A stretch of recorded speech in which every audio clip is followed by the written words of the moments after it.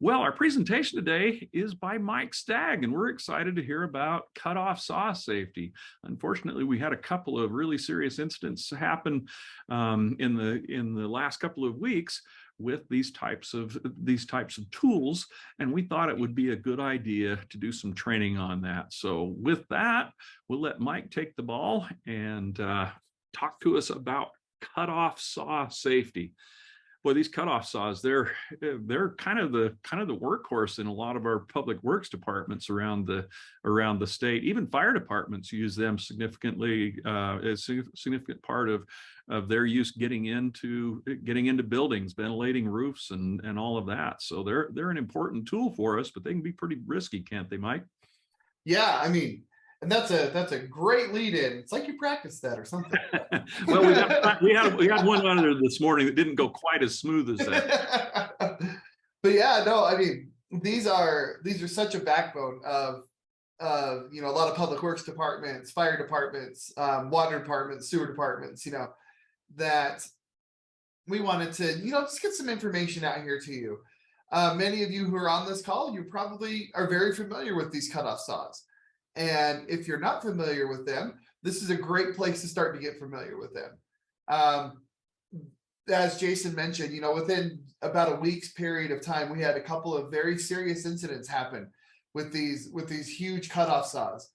And one of the one of the reasons behind that is these cutoff saws are just dangerous, right? There's big power, they generate huge amounts of power.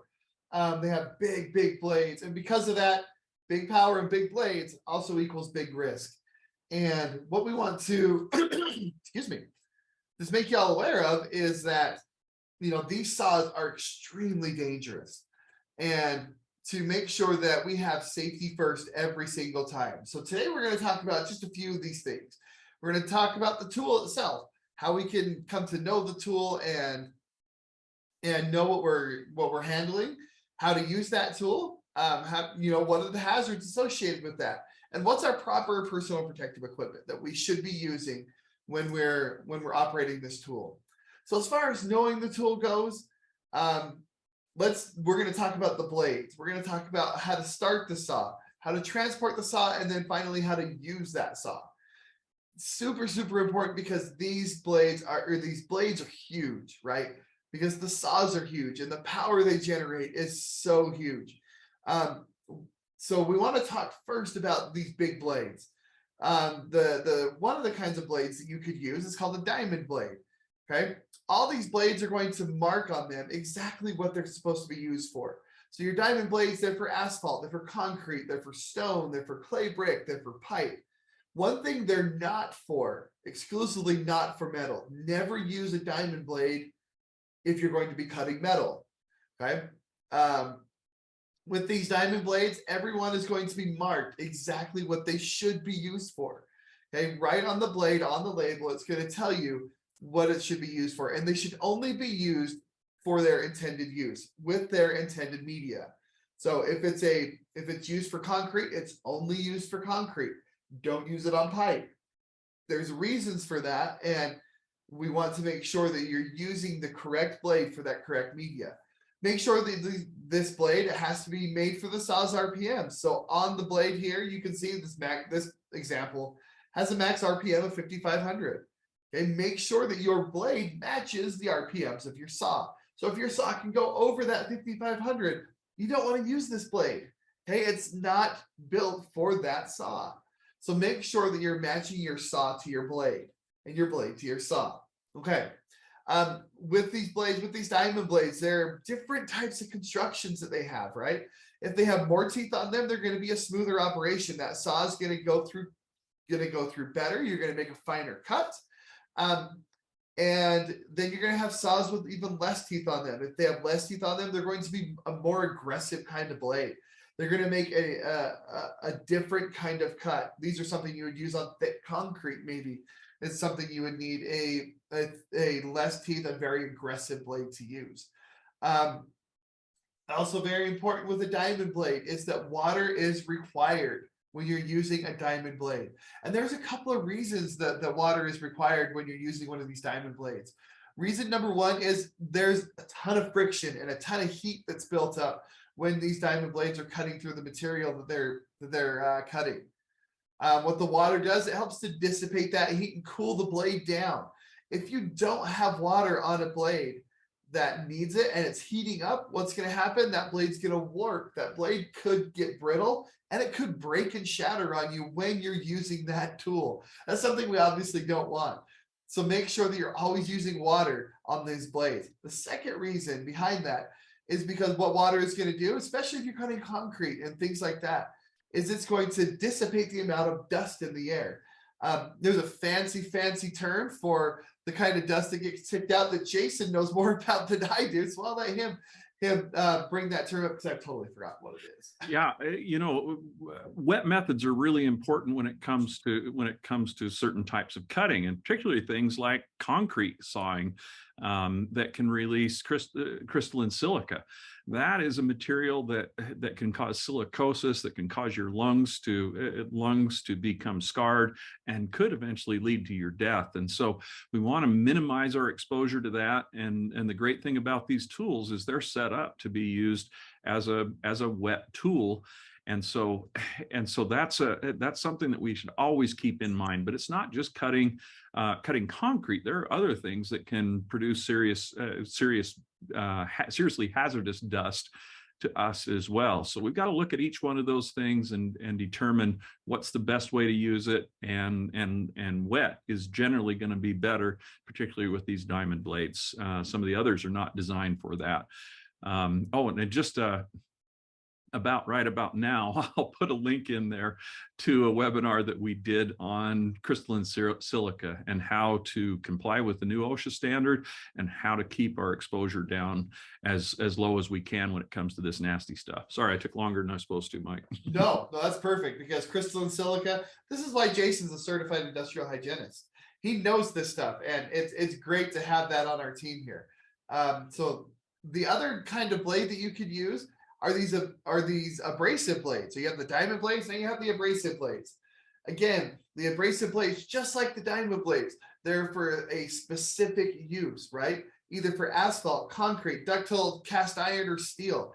These are the blades you use on metal, okay? Not your diamond blades. Your diamond blades, not for metal.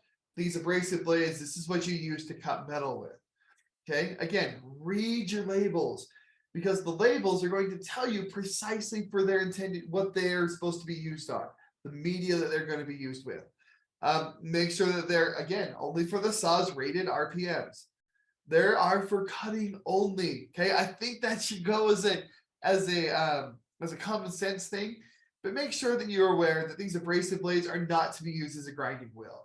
Okay, they are for cutting only. That's because we don't want to put any pressure on the sides of these blades. You put pressure on the side of an abrasive blade like this, and it's going to shatter. We want to make sure that the only pressure that's being applied is by the blade itself on the cutting surface. So make sure that no pressure is on the side of this blade, and make sure you read your label. This will tell you some things about these abrasive blades, right? There's a couple of different abrasive blades you could use. The first one is an aluminum oxide blade, and this is the blade you use for metal. The second is your silicon carbide blade, and that's used for concrete. So make sure you read that label. It'll tell you what kind of blade it is, what it's made out of, and what media it can be used on. Also, it'll tell you if it should be wet or dry.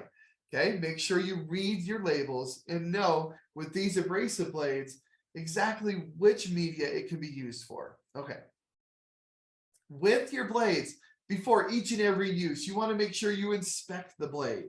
Inspect the blade and look for cracks or missing teeth or missing or irregularly worn edges, warped or unevenly worn blades. You also want to look for undercutting, which means that you're starting to get down below the teeth of that blade. On these diamond blades, what you want to look for a little bit is there's a smear that comes across the blade at the diamond where the diamond area is. That's how you can tell that that blade's starting to wear out, and you might want to look at, and you should look at changing that blade. So look for the smear, look for cracks and missing teeth. Blades always perform well when they're sharp. Okay, a sharp blade is a safe blade. So make sure that you inspect your blade before each and every use. If there's a wobble to your blade, check and see why. Is it because it's warped? Do you have your connecting nut? Is it not tight enough? Okay, make sure that before you start and before you plunge that or pull that blade into the cut, make sure that it's good, that it's not wobbling, that it's straight, and that all the blade and everything is sharp and ready for you to use. Also, before starting the saw, make sure you perform an entire visual inspection of the saw. Inspect your cutting area, inspect the area around you. Make sure your blade guard is in place. If there's not a blade guard, don't use it. Okay, remember, blade guards are required. We want you to use those blade guards. So if there's not a blade guard in place on your cutting saw, please don't use it. Make sure the blade guard is in place before you use that. Adjust that guard for the cutting angle. So if you're cutting at whatever angle you're cutting at, make sure you adjust the blade so or adjust the guard so it guards what it's supposed to when you're cutting. Make sure you're 10 feet away from any fueling source. So the gasoline that you use to fuel it, make sure that it's 10 feet, at least 10 feet away, so that you can reduce the cause of a fire. Make sure you're using the proper gas and oil mixture. In each of the manufacturer's guidelines, they're going to tell you the proper gas oil mixture to use when you're fueling your saw. Okay, remember, these are requirements. A manufacturer's requirement is a requirement. It's not a recommendation. So follow all the manufacturer's guidance and requirements while fueling, while mixing your fuel, and while using your saw.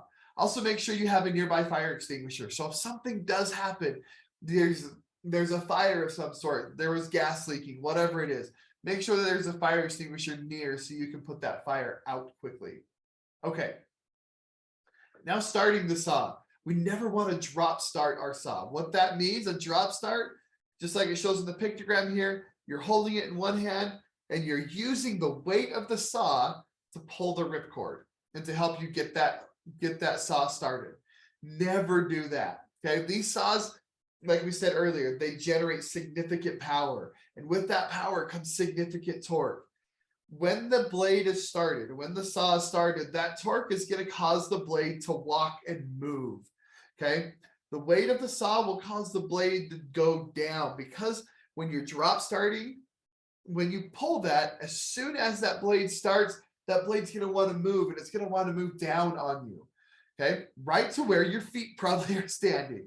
And that's what we don't want to have happen. That'll be a bad day. So please never ever drop start your saw. If you drop start and then you hit a piece of material, okay, you hit a loose pipe or a rock or something that's on the ground, it's going to violently move that piece of material or that particle somewhere where you don't know where it's going to go. So make sure you never drop start your saw.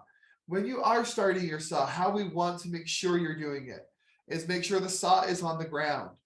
Set your foot on the handguard or through the handle and apply some pressure to the back. What we're trying to do is pull that blade up off the ground and keep the saw down. Okay, because again, as the blade started, generates huge amount of torque. We don't want that blade to start to move forward, because that blade's rotating forward and it's going to want to walk and move in that direction. So if you're applying force on the back with your foot, okay, then that blade is not going to want to, or that saw, excuse me, is not going to want to move forward on you where you don't want it to go. Make sure your area is clear. Make sure you have good footing, and hold the saw firmly. Okay, your right hand is on the rear handle and your left hand is on the top stabilizer bar. And it's what we call a power grip. Okay, a power grip is extremely important, because what the power grip is going to do is it's going to help you to maintain control of that saw as it powers up. So you have your pinch grip on the right, where you're kind of just holding it with your hands. A power grip is the way we want you to do this. So hand all the way around the handle with your thumb interlocking and over the top of your fingers. Okay, that gives you a good solid grip on that. So when that saw starts up and starts generating the power, that you can make sure you keep a hold of it. All right. So while using the saw, make sure you work in an area clear of obstacles. it is imperative that you always work at least in pairs when using this saw. You need someone to be a lookout. You need someone to make sure that you're being safe. Make sure that you've got your materials in the right place, in the right areas, that you're following the proper precautions to make sure that you stay safe. So never use this saw alone, okay? And always make sure you have a stocked first aid kit on site. So if something happens, something we couldn't foresee, something we did incorrectly, and there's an injury, that there's a stocked first aid kit ready and able to be used if it needs to be used. Okay. So while using your saw, make sure you watch out for the hazards. There are lots of hazards when using the saw. One of, a few of those are exhaust fumes and air monitoring, making sure that if you're working in a trench, okay, that you've properly shored that trench, and that you have to have some kind of respirator on, some kind of device, because there's exhaust fumes. There's dust getting kicked up by the material that you're working with. Okay, so be aware of these hazards and the precautions you have to take. We'll talk about a little bit more about that in a minute. Make sure you chalk your pipes. Make sure you chalk your materials that you're using. What that means, we'll talk about that here on the next slide. But just know that is incredibly important that we chalk these things. Make sure you support the cutting edge so that the cut remains open. We want that cut to remain open throughout the use of this saw, because if the material is able to close when you're making your cut, what's that going to do? That's going to bind your blade, and it's going to break your blade. And when you break, BRAKE, break your blade, what that's going to do is that's going to cause a huge kickback to your saw. We'll talk about kickback and why that's so important, but make sure that you support the cutting object so that that cut remains open the entire time. You don't want it to close back up on that blade. Be aware that when you start to use this saw, that the saw is going to want to move forward and pull away from you, right?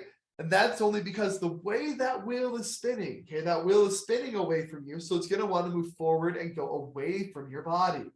So be aware that when that saw is going, the torque and the power is going to make that saw walk. Okay, so when we talk about chalking and where we want to make cuts, okay, the diagram you see here on the left, we want to make sure that you support your materials, and then you make the cut not within the supporting materials, not in between where you're supporting that material, but right outside of it. Because if you cut right in the middle of an object that you're supporting, what's that object going to do? As soon as that cut happens, it's coming down, and then it's going to cut, and it's going to bind either one, it's going to bind your blade, or two, that material is going to collapse in on itself and could impact yourself. Okay, what we want to have happen is that you have your cut, and then you cut off the end, so the end falls away while the rest of the heavier end is still supported by your supports. So make sure you put your supports and your chocks in the right areas. It's also important, like if you're cutting a pipe or something you see here on the right-hand pictogram, that you're aware of not only the forces of gravity pulling down on that pipe, right? If you cut in the middle of that pipe, being aware of where that gravity is going to want to pull that thing, but also there's other forces in play here, right? You've got the force of all the material around the edge, the soil, the road, the rock, whatever it is that is around this pipe could have twisted, could have moved, done whatever it is. So chalking these things and putting them on supports and supporting the material throughout the cut is extremely important as it relates to safety. So we want to make sure that you're doing that. Don't cut any kind of unsupported material. Please support your material, make your cut. Okay, so while using the saw, make sure you never stand in line with the cutting wheel. Okay, always, like it shows in the diagram here, have the saw held away from you, right arm bent, left arm straight, okay, so that saw is away from you, and you can pull it, and so you're not standing right in line with that saw. So if it does kick back, you're not in line with the kickback, right? It kicks back into thin air rather than kicks back into you. Do not bend over the cutting wheel. Okay, as you're cutting, don't get down and bend over it. Okay, make sure that you're away from that wheel. Never work above shoulder height. Okay, it's heavy. That saw's heavy. Okay, generates a lot of power. Please don't work over shoulder height. Never ever operate this saw with just one hand. Always two hands on the saw in a power grip. Okay, remember that power grip. That's super, super important with these saws. Do not push down on the saw. Let the blade do the work. These saws and these blades are made to do the work for you. Okay, if you're having to push on the blade on the saw in order to get it to make the cut, that blade is not sharp enough. Okay, or you're not using the correct blade. Make sure that you're inspecting that blade so you know if you have a sharp blade, because that blade should pull right through the material. You should be able to have the blade do the work for you. If you're having to push and apply excessive force to make a cut, you want to check your blade. Make sure that that blade is where it's supposed to be. And only after the engine is off and the blade has stopped is it safe to set that saw down. So as soon as you've finished your cut or you're taking a break or whatever it is you're doing, make sure that after you've shut it down, that the blade has stopped spinning and the engine is off before you set it down on the ground. We don't want it to get up and walk away from you. Okay, so while making your cut, decide what your cutting direction is going to be. Maybe you have to make a mark and grind a groove. Okay, grinding a groove to have that saw go into is a definite best practice. Okay, always make sure that you pull the cutting wheel into the workpiece. Do not push it in or plunge it in. Okay, it's different from a chop saw or a circular saw, right? These saws, we want to make sure you're pulling that cutting wheel into the piece. Okay, because we want to make sure we're keeping control of that blade, keeping control of that saw. So please pull the wheel into the work. Again, this is why you don't want to stand in the way of the cut, because you're pulling into you. So stand away from it. So you're pulling out into air, not into you. Leave small hinges that'll hold that cut part.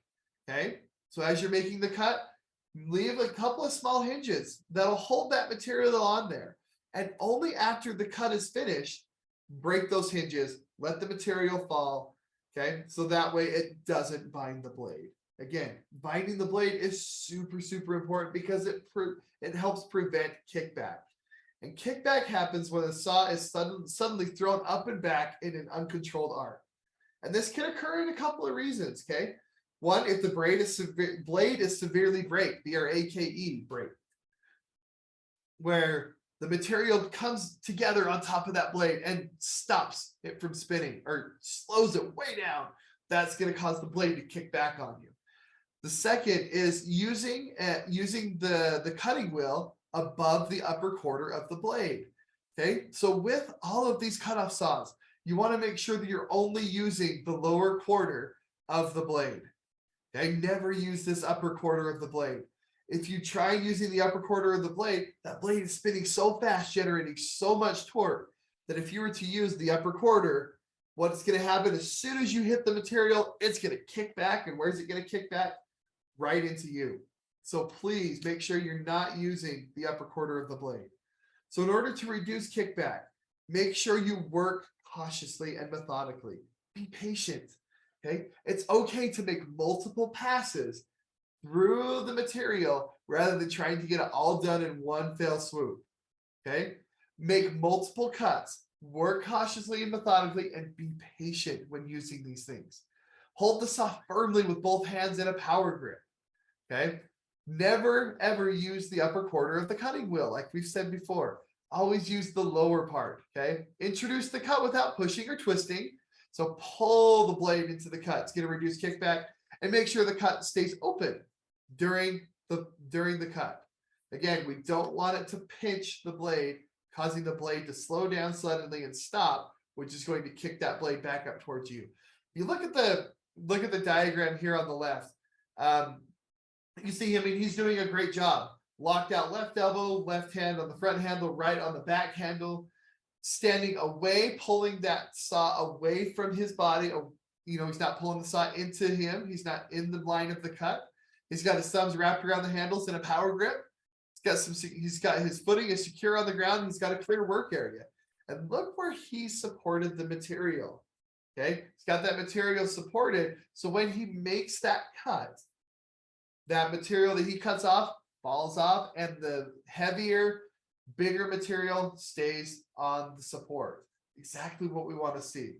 Okay, that's going to reduce kickback and make you safer. So let's talk about PPE for a minute. PPE is required when using this piece of equipment. Make sure you have close fitted clothing. You may have to have chaps. Okay.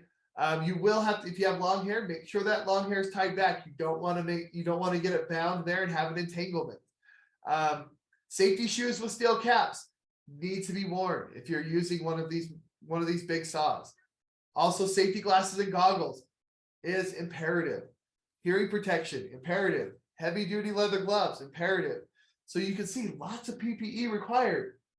What about a respirator though? Do we have to have a respirator? Do we have to have a face shield? I think it depends, right? Take a look at the material you're cutting. Do you require a respirator? Is it going to produce a lot of dust? If it is, you need a respirator. And you need to have a program then around that respirator. Make sure you've been fit tested. Make sure you have a medical evaluation. Make sure that you have a program built around this respirator and when you should use it. Okay. With a face shield, what we'll say is that safety glasses or goggles are always 100% of the time required. Face shield could be, okay? But if you're going to use a face shield, does it mean you don't have to use safety glasses or goggles? No, you've got to use them both because glasses or goggles are always required. A face shield is optional. Use it for when you think you might need it. Okay, if you're cutting concrete, okay, something that could generate chunks, could break on you, where you could be flipping, particles around. Wear a face shield. Make sure you have your safety glasses and goggles on though. And also make sure that those goggles are underneath the face shield. That should go without saying, but I've seen it firsthand, a face shield with goggles on top of the face shield. So make sure that those goggles are underneath the face shield if you're going to use that face shield. Okay. These machines, we recognize that they are a backbone of a lot of the operations we do out there. But we want you to know that there are alternatives to these cutoff saws. Jason sent out an email a couple of weeks ago with some of these options. We want you to maybe take a look at that. Take a look, and maybe there's some safer options that you could use other than using these big, huge, dangerous cutoff saws. Okay, take a look at that document and see if there's one of these things, a pipe cutting machine, a pneumatic ductile iron chainsaw, portable hacksaw, a chainsaw for a plastic pipe, a bandsaw, reciprocating saw, that could be more effective and safer for you and your team to use out there in the field rather than one of these big, huge saws. Again, we recognize that these saws are important, which is why we're bringing this to the forefront, bringing some attention to it. So if you are going to use these big saws, that you're just taking the proper precautions and you're following these rules. Okay, so these are our rules. They're big types, so you know that they're important. Okay, the first rule, inspect the blade before its use. A sharp blade is a safe blade. Make sure that that blade is ready for you to use. Our second rule, never drop start the saw. Always make sure that you're starting the saw on the ground, weight on the back, foot on the handle or through the handle, and that you're never ever drop starting that saw. Our next rule, make sure you never use the upper quarter of the cutting wheel. Always use the lower cutter portion of that cutting wheel to reduce the kickback chance of that saw. Never stand in line with the saw, so if it does happen to kick back on you, that you're not going to get hit by that saw and that spinning blade. Okay, make sure that that you're not in line with that saw, that there's enough room for you in your trench, in your area where you're working, that you cannot stand in line with that saw. And our last rule is to make sure you're using your PPE and using it correctly. Okay, your face shield, your goggles, your glasses, your safety glasses, your gloves, your respirator if you need it, and importantly, your hearing protection. These are super loud machines with super loud cutting materials. and make sure you're using that PPE. So really, cut-off saws, they're just dangerous, right? But if you're going to use it, make sure you're trained on it. Make sure your people are trained on it, that you know the risk, you know the saw, that you have made your inspections, you've done all that, and then you do everything you can to avoid kickback. That's where we see our injuries, and where we see really big injuries is because of kickback. So make sure you're trying to avoid and lessen that as much as you can. Okay. All I right. went a little bit long on that, but felt that was, this is a really, really important thing for us to get through. So thanks, everyone. We always go a little longer on the prime time version. Folks, if you have a question or comment, go ahead and type that into the chat box and we'll answer that right now. We had one good question come in. Had a question, did we decide if shaps would work for cutoff saws? And the answer to that is maybe. Yeah. Those chainsaw shaps that you use are designed for chainsaw use. And through what research I've done, I cannot find anywhere where they are rated for these types of blades. Would they provide you protection? Probably. But they're not rated as such. They have Kevlar fibers or filaments in there that are designed to capture or to grab onto the chainsaw blade, and it's really designed to stop the blade. So it's a different application. However, Kevlar is pretty tough stuff, and so would it minimize the amount of injury? Maybe. But these cutoff saws are also designed to cut through some really resistant material. And so I can't 100% definitively tell you, yes, they're good to use for that. Okay. Let's see if we got other questions there. Doesn't look like it right now. Doesn't look like we've got any more questions, and we've gone a little bit long. So folks, thank you so much for attending. Mike, give us the final word. I think our final word here is just, if you're going to use the saw, be aware of the dangers of the saw. Make sure you're trained on it. And as always, if there's questions that you need or anything, feel free to call us. We're happy to take your calls and happy to help however we can. But just make sure that when you're going to use these saws, that you're trained on them, you know the saw, and you do whatever you can to avoid the kickback. Now, I gave you the final word, and then I'm just going to say one more thing. And always follow the manufacturer's requirements on this, because each one of those saws may have a little bit different. If your manufacturer says you need to wear a face shield with this every time, wear a face shield with it. That's what I always go by, because those manufacturer recommendations are really what we need to do with that equipment. They've tested it, they've planned that for the equipment. So okay, thank you, folks, for your attendance today. Thanks for all that you do out there to make Utah a safer place. Go out and have a safe day. Thanks, everyone.